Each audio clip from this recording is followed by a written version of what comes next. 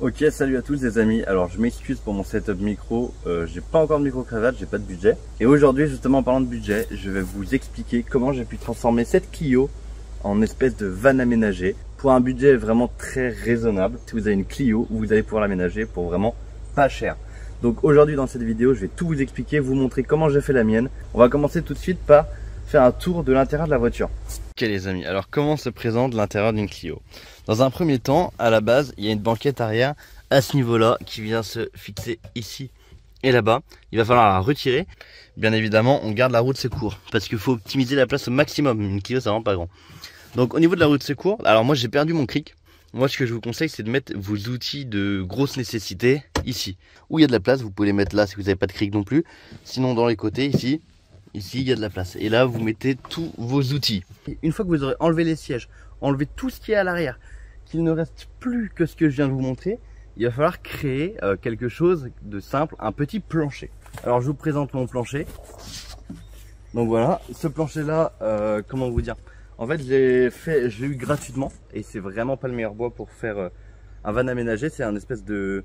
Alors moi, je m'y connais pas trop en bois, mais je crois que c'est un composite. Et en fait, le problème, c'est que quand on va le mouiller, il va vraiment s'arracher facilement. Il y a plein de bouts qui vont partir.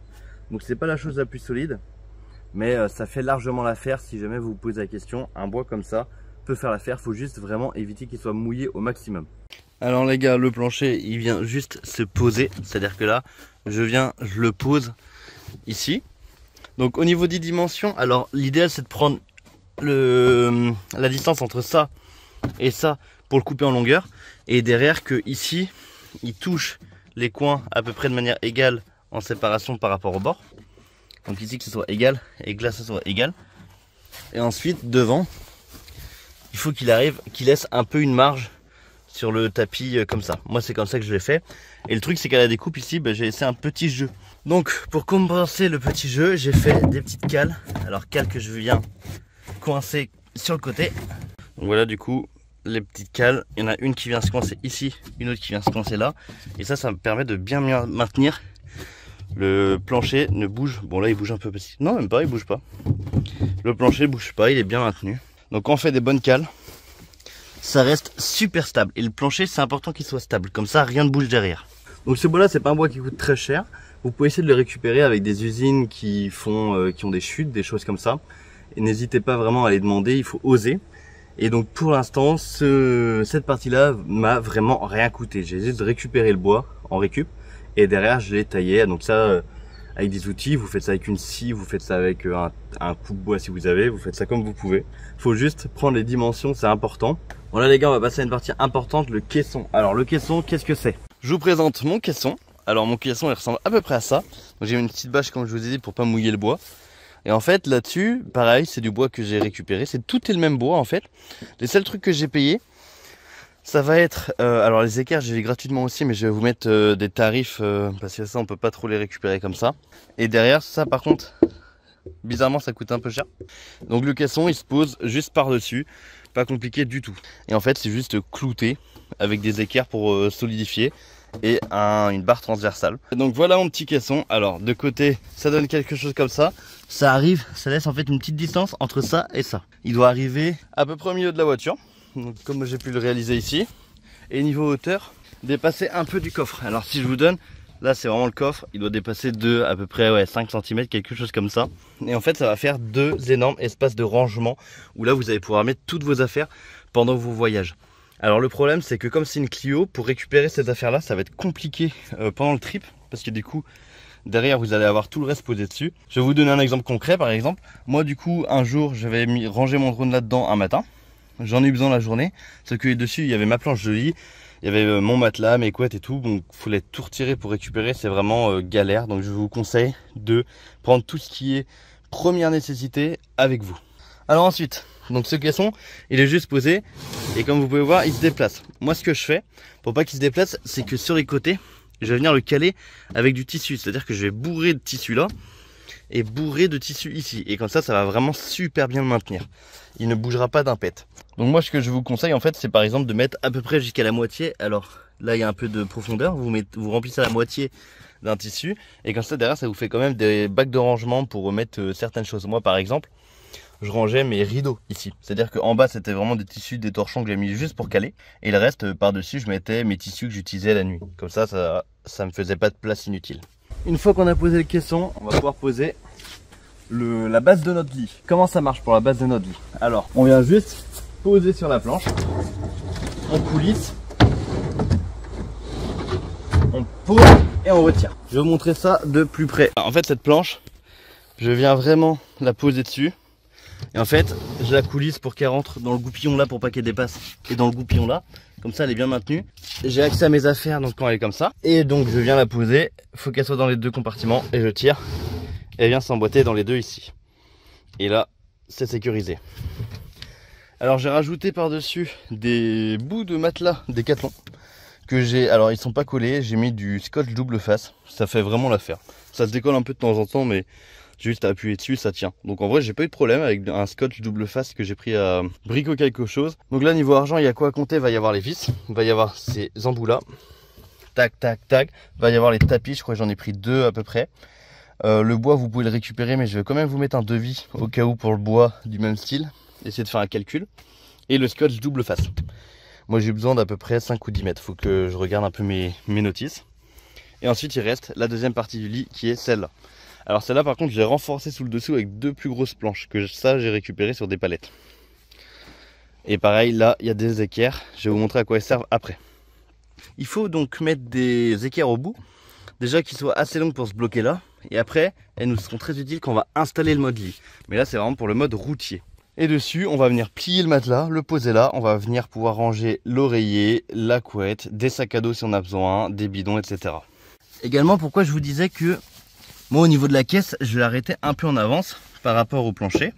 Parce qu'en fait ici ça me laisse un espace de rangement. Maintenant que vous avez un peu le mode route, je vais vous montrer avec le reste de l'équipement. Donc bien évidemment, je vais pas tout vous installer, mais vous comprenez que le matelas, on le plie, on le pose là-dessus.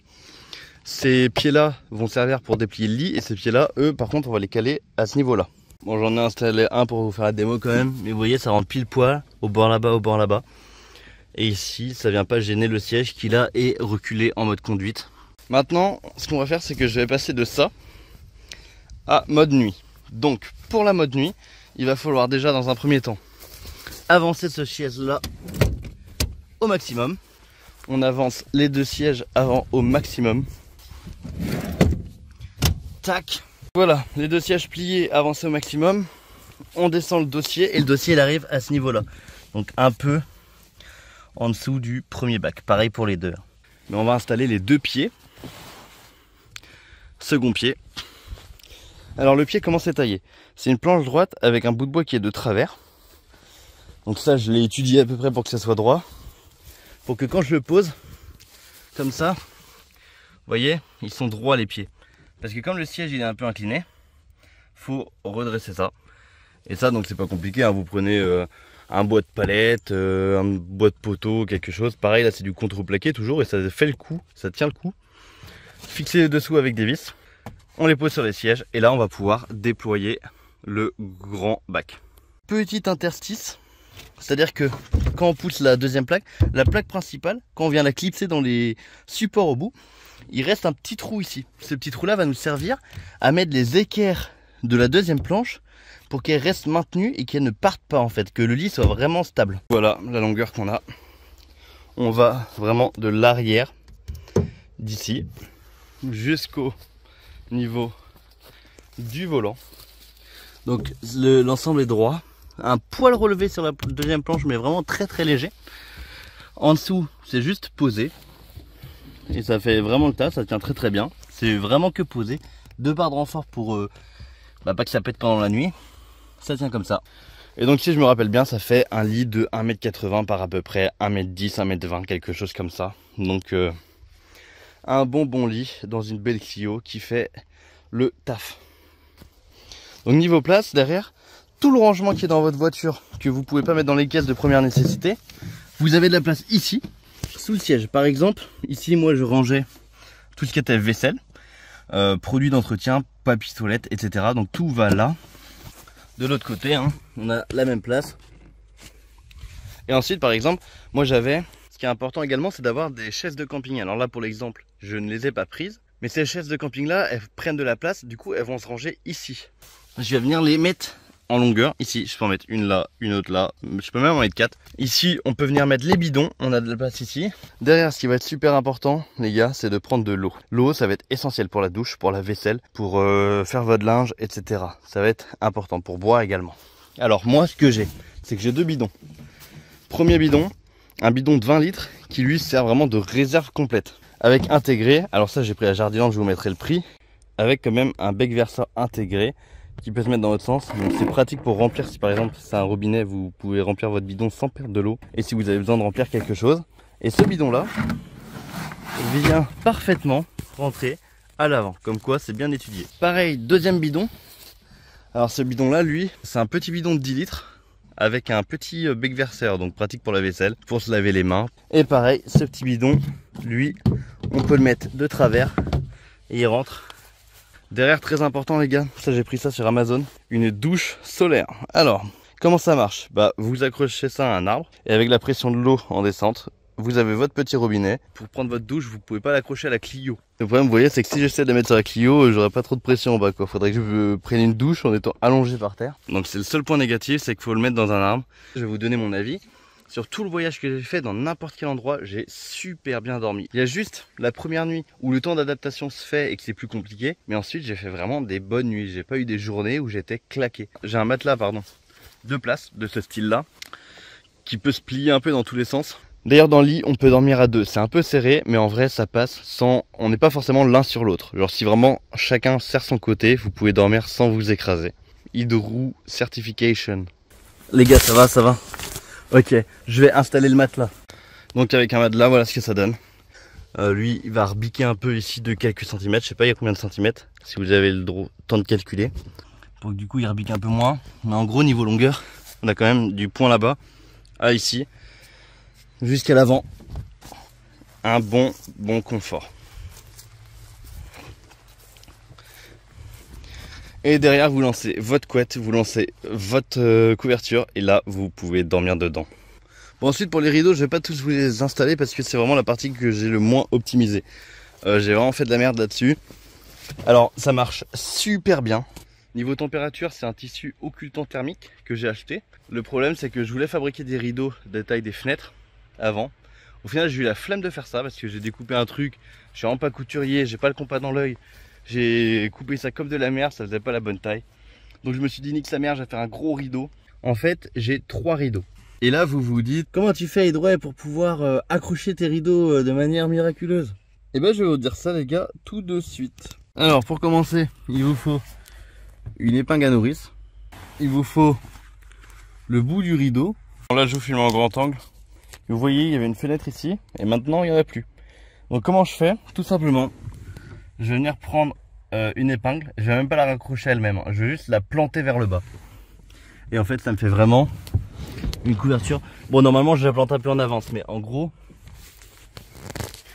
pour vous montrer, ça cache vraiment super bien. Et du coup de l'extérieur, la seule chose que vous voyez, bon là normalement le rideau il va plus loin, là c'est un exemple, hein. Mais vous voyez rien, vous voyez vraiment que le rideau. Donc du coup c'est plutôt cool. Pour ceux qui me découvrent avec cette vidéo, je fais pas que ça, j'adore le voyage et j'en fais beaucoup, mais je fais également plein d'autres contenus sur ma chaîne, notamment de l'urbex. Donc je vous invite à me suivre. Si jamais vous aimez un peu ce genre de contenu, n'hésitez pas à regarder ce que je fais et à me soutenir, ça me ferait vraiment plaisir. J'aimerais beaucoup également avoir une communauté autour de ce style de voyage, ça m'intéresse vraiment et j'aimerais bien discuter, débattre, trouver des solutions, améliorer ce type de choses, améliorer mes voyages grâce à des personnes qui peuvent s'y connaître plus, faire ça depuis beaucoup plus longtemps, etc. En tout cas, c'était Hydro, un plaisir de vous servir et on se dit à une prochaine.